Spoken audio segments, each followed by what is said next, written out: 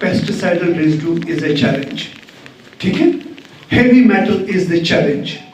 Microbiology is the challenge.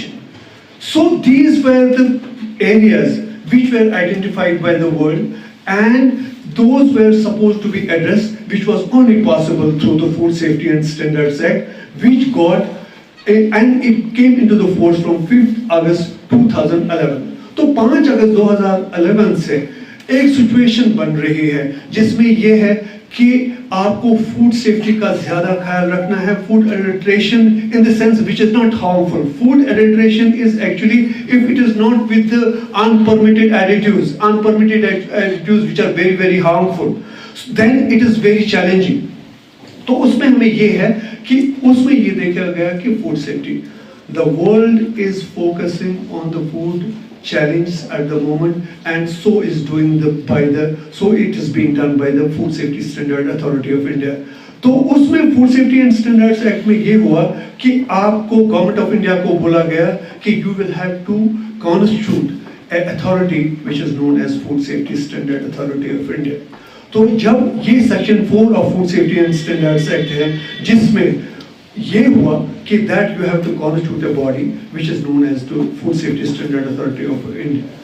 वो जो उनकी फिर ड्यूटीज थी वो section 16 food safety and standards में लाई गई, जिसमें ये गया कि उनकी ड्यूटी अब क्या रहेगी, जो है कि उनको रेगुलेट एंड मॉनिटर करना है फूड सेफ्टी. सो रेगुलेट भी करना है, मॉनिटर भी करना है, मैन्युफैक्चर भी, प्रोसेसिंग भी, डिस्ट्रीब्यूशन भी, सेल भी, import of article of food भी, जो भी हम लाएंगे उनको वो रेगुलेट करना है, so as to provide safe and wholesome food to general public. तो उसमें उनको क्या क्या करना था, उनको उसमें लेबोरेटरीज एस्टैब्लिश करनी थी, उनको एक्रीडेशन करनी थी. एक्रीडेशन इसलिए करनी होती है कि everything is being done in the system. वो फूड सेफ्टी स्टैंडर्ड अथॉरिटी को काम दिया गया, ठीक है. तो उनको ये भी दिया गया काम कि जो इनके स्टैंडर्ड्स हैं साइंटिफिक बेस्ड, जो इंटरनेशनल स्टैंडर्ड्स है उनको मद्देनजर रख के इंडियन स्टैंडर्ड्स बनाए गए, ताकि जो फूड हमें जो है उनकी स्टैंडर्ड्स, उनकी फिर इम्प्लीमेंटेशन जो करनी है, तो वो उसमें पाया गया कि वो ये अथॉरिटी है food safety standard authority of India.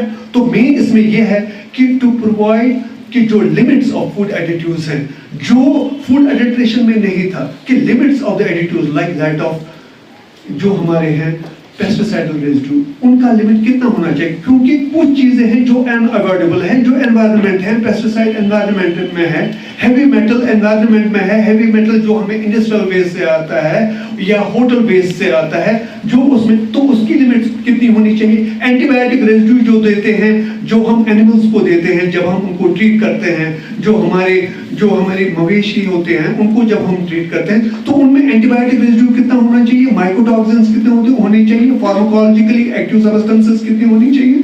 तो ये उनको काम दिया गया. तो अब इस एक्ट में जो हमारी सार्फिन के लिए, मैं अब इसको कनेक्ट इसके साथ करूंगा, जो सार्फिन को चीजें हमें जरूरत है, लेकिन जैसे हमें ये है कि कंज्यूमर के क्या राइट्स है. पहले ही आपको ये है कि जो भी आपको किसी भी जगह पे ये लगे कि ये सैंपल, ये जो प्रोडक्ट मार्केट में अवेलेबल है ये सही नहीं है, अगर वो सही नहीं है, अगर आपको लगता है, you can come to the food testing laboratory Srinagar. Food testing laboratory Srinagar की जो है that is the modern art of food technology, जिसमें आपके हैवी मेटल्स भी एड्रेस होते हैं, जहां पे आपकी माइक्रोबायोलॉजी भी एड्रेस होती है, वहां पे आपके हैवी मेटल्स भी एड्रेस होते हैं. अगर वो आपको खाली 20 रुपए देने हैं, जस्ट यू हैव टू पे 20 रुपीज ओनली, कि अगर आपको देने हैं कि आप मेरा ये प्रोडक्ट कीजिए चेक, क्योंकि ये मैंने इस दुकानदार से लाया, मुझे ये लगा घर में यूज करके कि ये सही नहीं था, कि अगर वो खराब होगा आफ्टर एनालिसिस वो खराब पाया जाएगा, पहले आपको ये 20 रुपए वापस मिल जाएंगे, दूसरा आपको ये रिपोर्ट मिल जाएगा, तीसरा ये होगा कि कॉपी टू असिस्टेंट कमिश्नर या डेजिग्नेटेड ऑफिसर ऑफ जिस भी डिस्ट्रिक्ट का होगा उसको कॉपी जाएगी, फिर वहां पे food safety officer legal sample उठाएगा खुद और वो उसके खिलाफ कार्रवाई हो जाएगी. अगर वो सैंपल सब स्टैंडर्ड होगा, सब स्टैंडर्ड वो है कि that is not injurious to health, लेकिन उन्होंने स्टैंडर्ड में जैसे फ्लोर डाला उन्होंने चिली पाउडर में, तो उन्होंने तो मार्जिन ले लिए, लेकिन ये सब स्टैंडर्ड है, इंजूरियस टू हेल्थ नहीं है। पानी दूध में डाला क्योंकि हम बॉईल करते हैं, अगर ये इंजूरियस टू हेल्थ नहीं, ये सब स्टैंडर्ड है। तो सेक्शन 51 है of the food safety and standards act, उसको 5 लाख रुपए का फाइन हो जाएगा। अगर उसमें लेबलिंग की प्रॉब्लम है, अगर वो मिस ब्रांडेड दिया जाएगा, मिस ब्रांडेड मींस कि उसमें लेबलिंग प्रॉब्लम है, उसमें उसका 3 लाख का फाइन हो सकता है। दूसरी बात, तीसरी बात, अगर ये अनसेफ हुआ तो अनसेफ में 4 कैटेगरीज हैं कि अगर कोई इंजरी नहीं होती है, जैसे अभी एक टीचर साहब ने बोला कि उन्होंने फरमाया कि बोला कि कलर कोटेड होता है कि जो मार्केट में प्रोडक्ट्स हैं, तो so as to conceal the damage, so as to look better. तो मार्केट में अच्छा लगने के लिए they colour coated so as to look better. तो उसके हिसाब से अगर वो होता है, तो अगर कुछ कलर्स ऐसे होते हैं कि जो हार्मफुल नहीं होते हैं, जो नेचुरल कलर्स होते हैं, लेकिन कुछ चीजों में नेचुरल कलर्स भी अलाउड नहीं है, ठीक है, जैसे पिकल्स है उसमें अलाउड नहीं है, जैसे स्पाइसेस है उसमें अलाउड नहीं है। तो अगर वो अनसेफ निकला, जिसमें इंजरी नहीं होगी, अगर कोई इंजरी नहीं होती है, तो 6 महीने की सजा है और उसमें यह है कि 1 लाख रुपए तक का फाइन है। अगर कोई ग्रीवियस इंजरी नहीं है, नॉन ग्रीवियस इंजरी है, तो उसमें यह है कि 3 लाख रुपए का फाइन है, 1 साल तक की सजा है। अगर ग्रीवियस इंजरी है तो उसमें 5 लाख का ये है और 3 लाख रुपए उसका ये फाइन है। अगर उसमें डेथ होती है तो फिर 10 लाख रुपए का उसमें फाइन हो जाता है और उसको 7 साल मिनिमम इम्प्रिजनमेंट है और उसकी इम्प्रिजनमेंट लाइफ इम्प्रिजनमेंट तक हो सकती है।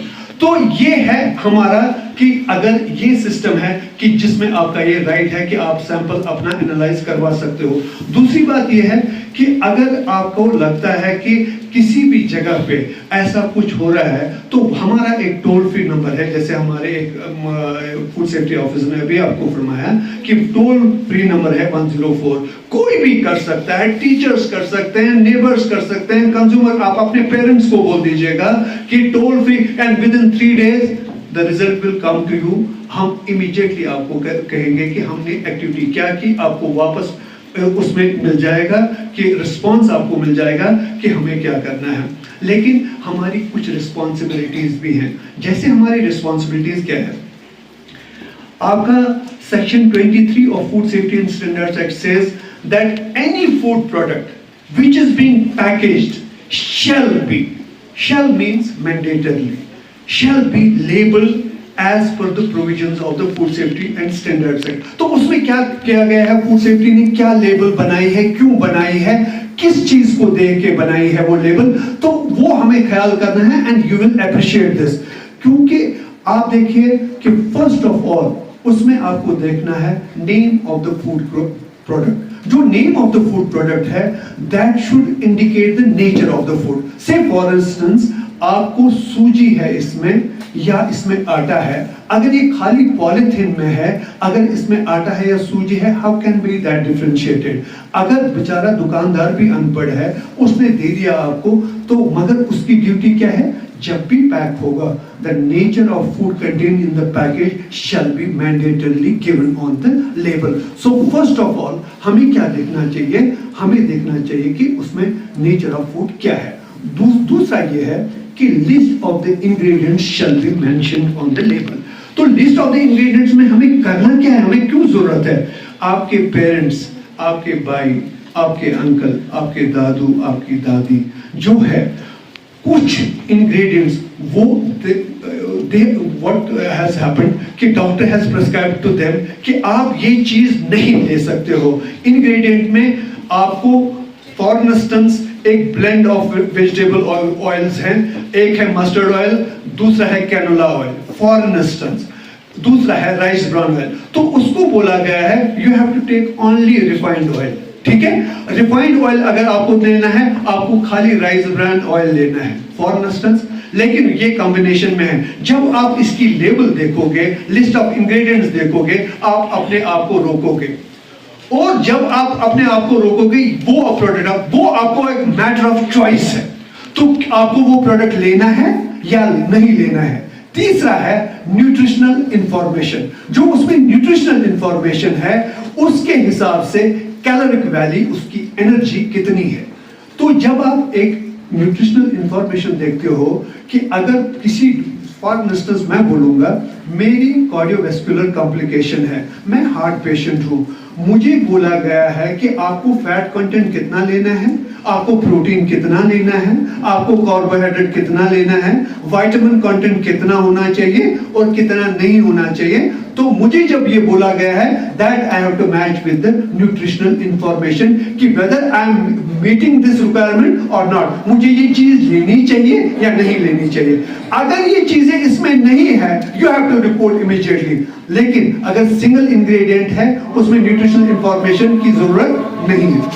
सॉरी, पहले को किसी प्रोडक्ट में किसी भी अपने फैमिली मेंबर को किसी चीज से, जैसे डॉक्टर ने उनको बोला है कि आप ये चीज नहीं खा सकते हो, कोई भी फैमिली मेंबर, तो उसमें एलर्जन एडवाइस होती है। We have to read that very carefully कि there should be allergen advice. If it is not given on the products like that of milk, that of fish and fish products, egg and egg products, क्योंकि किसी को egg के साथ भी हो सकती है। सो दैट ये क्यों किया गया है कि कंज्यूमर की प्रोटेक्शन के लिए उसका हेल्थ सबसे इंपॉर्टेंट है, तो इसलिए ये एलर्जन एडवाइस रखी है। जैसे अदर चीजें हैं, जैसे मैन्युफैक्चरिंग एड्रेस होना चाहिए।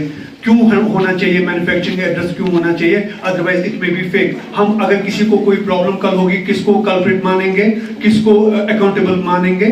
तो उसमें होना चाहिए। अगर कोई भी इंपोर्टेड प्रोडक्ट हो, अगर वो ऑस्ट्रेलिया को हो, न्यूजीलैंड को हो, क्या हम न्यूजीलैंड को उसमें पकड़ने के लिए जाएंगे? So there should be address of the importer and his FSI license shall also be put on the label. तो इसमें ये भी होना चाहिए, लिस्ट ऑफ इंग्रेडिएंट्स भी होना चाहिए और लिस्ट ऑफ एडिटिव्स, जो additives for technological purposes like that of कि गुड मैन्युफैक्चरिंग प्रैक्टिसेस के लिए आपको क्यों होना चाहिए। आजकल मोनोसोडियम ग्लूटामेट बहुत सारे प्रोडक्ट्स में आता है जिसकी वजह से एलर्जी हो सकती है, इंटॉलरेंस हो सकती है।